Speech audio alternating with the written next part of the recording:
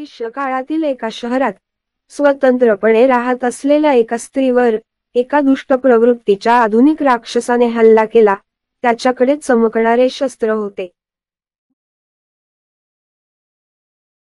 पण त्या दुष्टाला हे माहीत नव्हते की त्या स्त्रीचे नाव आहे योजना, आणि तिच्याकडे सुद्धा आधुनिक तंत्रज्ञानाची शस्त्रास्त्रे आहेत।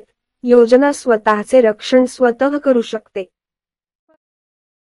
तिने त्या दुष्ट आधुनिक राक्षसाला मारण्यासाठी महान प्रयत्न सुरू केला। तिच्या डोळ्यात भय नाही, तर न्याय करण्याची इच्छा दिसत होती।